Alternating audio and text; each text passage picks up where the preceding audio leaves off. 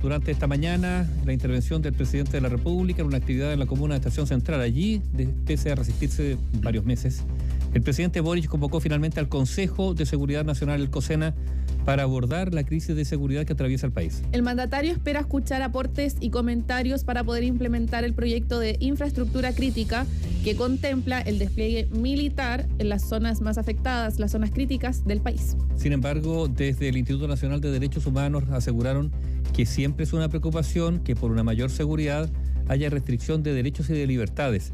La información la tiene Daniela Ruiz Tagle. Daniela, muy buenas tardes. Hola, Daniela. ¿Cómo están ustedes? Muy buenas tardes. Una serie de reacciones respecto a esta medida que finalmente el día de hoy anuncia el presidente de la República, Gabriel Boric, que tiene relación con convocar al Consejo de Seguridad Nacional. Vamos a revisar qué es lo que es finalmente el COSENA. Es un organismo encargado de asesorar al presidente de la República, en este caso, en este periodo presidencial, al presidente Gabriel Boric en las materias vinculadas a la seguridad nacional, incorporado por primera vez en la Constitución en el año 80, pero fue reformado ya en el año 2005 durante el gobierno del expresidente Ricardo Lagos Escobar, en donde se toma ya un carácter meramente de instancia asesora. La última vez que se había convocado al COSENA, el Consejo de Seguridad Nacional, fue en el gobierno del expresidente Sebastián Piñera en 2019. Estamos hablando del denominado estallido social. ¿Quiénes conforman el Consejo de Seguridad Nacional? Este consejo está integrado por el presidente del Senado, el presidente de la Cámara de Diputadas y Diputados, de la Corte Suprema y también por los comandantes en jefe de las Fuerzas Armadas, a quienes llamaron el día de ayer. Llamó de hecho el presidente de la República, Gabriel Boric, para comunicarles que iba a convocar esta instancia. Está conformado también el COSENA por el general director de Carabineros y el Contralor General de la República. Recordemos que actualmente no hay un líder formal en la Contraloría. Está como subrogante Dorothy Pérez a la espera de que se defina finalmente quién será el nuevo o la nueva Contralora. Lo cierto es que este tema fue anunciado por el presidente de la República, Gabriel Boric. ¿Qué es lo que dijo? He decidido convocar al Consejo de Seguridad Nacional para el próximo lunes a primera hora para poder recibir aportes y comentarios acerca de la mejor forma de implementación del proyecto de infraestructura crítica. ¿Cuál es el proyecto de infraestructura crítica? El que permite el despliegue de fuerzas armadas en distintos puntos, como ocurre actualmente, recordemos, en la macrozona norte de nuestro país, en las fronteras. Lo cierto es que el presidente Gabriel Boric aseguró que no queremos convertirnos en otros países de la región. Escuchemos las palabras del jefe de Estado. Vamos a ponerle toda la urgencia necesaria y espero contar con la colaboración de todos los parlamentarios para enfrentar como cuerpo el Estado, la amenaza de la violencia. No queremos convertirnos en otros países de la región. Hay una amenaza clara. Acá no minimizamos ni un segundo la sensación de inseguridad, sino que no solo nos preocupamos, sino que nos ocupamos.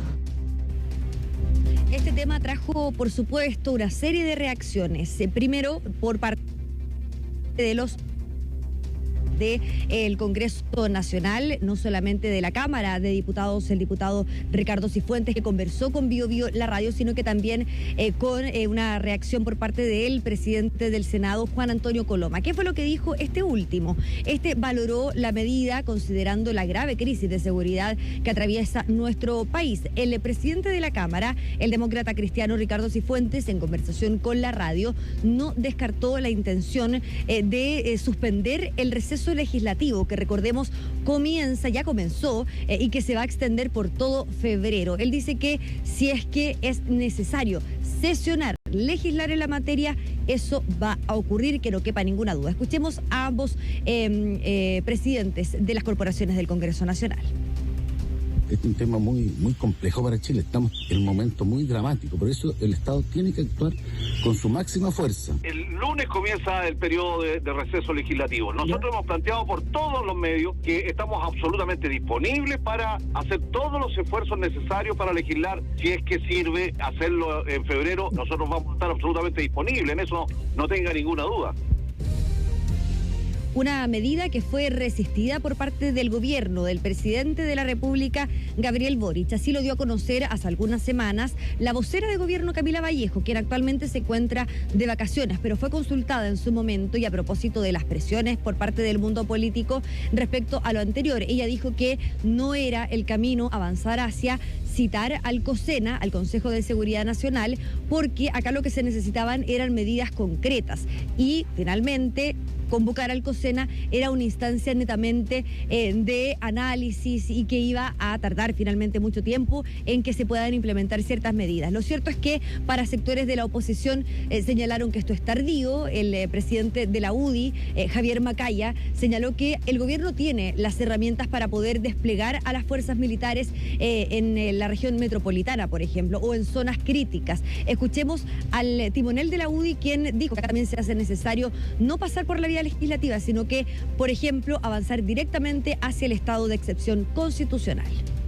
Hay que tener un marco de flexibilidad para entender en qué lugar pueden trabajar las Fuerzas Armadas cuando ejercen acciones de seguridad. Y ese marco hoy día institucional existe y se llama Estado de Excepción Constitucional, que tiene desplegadas fuerzas militares en la macrozona sur, en la frontera norte, en la macrozona norte. Y en ese sentido, el gobierno cuenta con esta herramienta, no la quería utilizar.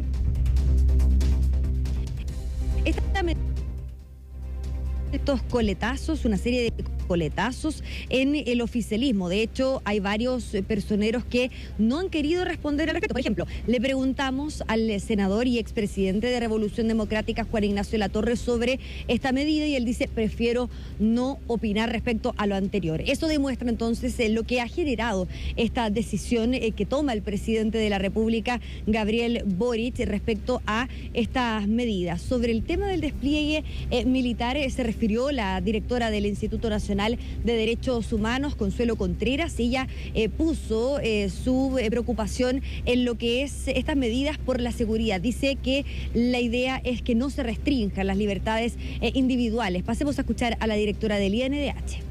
El derecho a la seguridad y a la libertad personal. Esos dos derechos van unidos en un mismo artículo.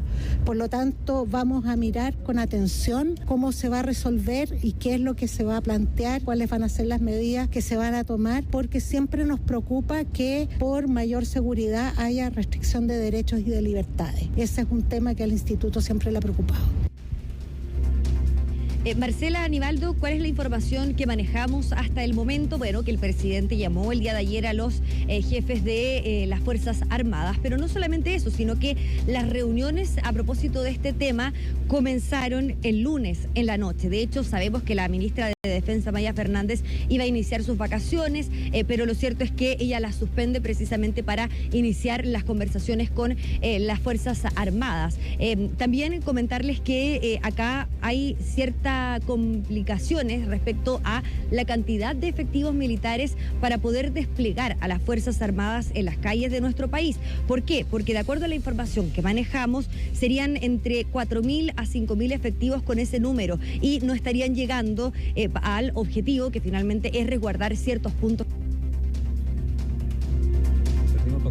Vamos a quedar atentos a lo que ocurra durante las próximas horas respecto a este tema que sin duda ha generado repercusiones, coletazos en el mundo político, principalmente en el Partido Comunista. Apruebo dignidad, así que atentos con aquello.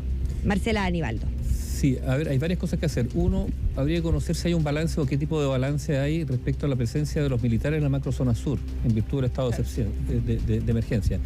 A ver, todos van a decir que ha sido positivo porque han disminuido, porque la sola presencia de los militares inhibe la perpetración de ciertos delitos, pero la pregunta es si operativamente los militares han hecho algo. Porque resulta que el otro día, y a mí me pareció sorprendente la aclaración del jefe de zona, del general a cargo, ese atentado que hubo en el puente del Mayeco, secuestraron un vehículo, ¿no es cierto?, un minibús con trabajadores agrícolas. ¿Qué hicieron? No fue en el puente mismo, entonces lo llevaron al puente y lo quemaron, y el militar decía, bueno, es que lo secuestraron en un lugar donde nosotros no estamos. Bueno, sí, así que los pinten, digamos, y con eso sería claro que al final queda como tierra de nadie. Y uno tiene la sensación de que efectivamente hay, y uno lo entiende, porque los militares no están preparados o formados para el resguardo de la seguridad pública, y por lo tanto están más bien preparados para disparar ante cualquier eventualidad, eso puede ser muy, muy complejo. Entonces uno tiene la sensación de que están con el freno a mano puesto. Y uno podría decir, bueno, es lo lógico, qué bueno que sea así, pero si es así, por lo tanto, su presencia, que no se entienda, por lo tanto, que no haya expectativas respecto a una actuación de las fuerzas militares, sino más bien como una presencia preventiva, disuasiva.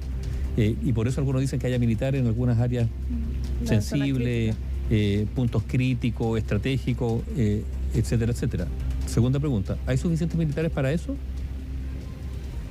Tercera pregunta. De hecho, ese es uno de los puntos críticos para el gobierno. Y hay una tercera pregunta, Daniela, ¿sabes cuál es? La información que manejamos es que no hay suficientes efectivos para ello.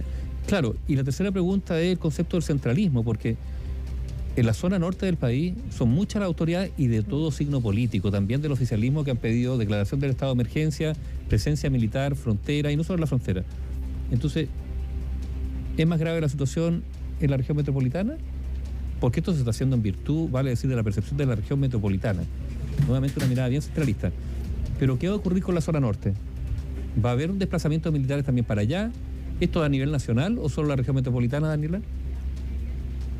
Claro, lo que había señalado el presidente Gabriel Boric es que se espera mayor despliegue militar y refuerzo en la zona sur de nuestro país. Recordemos que ahí también rige el estado de excepción constitucional, y por otro lado en el norte de nuestro país. Pero por supuesto, considerando la poca dotación que existe actualmente de efectivos militares, esa idea es bastante utópica, o al menos así lo reconocen ciertos expertos. Hay un punto que es bastante relevante, Nivaldo Barcela, y es preguntarnos qué pudo haber gatillado finalmente lo que tiene relación con esta medida, ¿no es cierto?, que es convocar al Consejo de Seguridad Nacional. ¿Qué pudo haber gatillado que finalmente el presidente haya cedido? Recordemos que el mandatario había sido sumamente crítico con esta medida, y hace algunas semanas se le había preguntado a la vocera Camila Vallejo sobre este tema, y ella decía que no era el camino convocar al COSENA. Gracias, Daniela. Buenas tardes.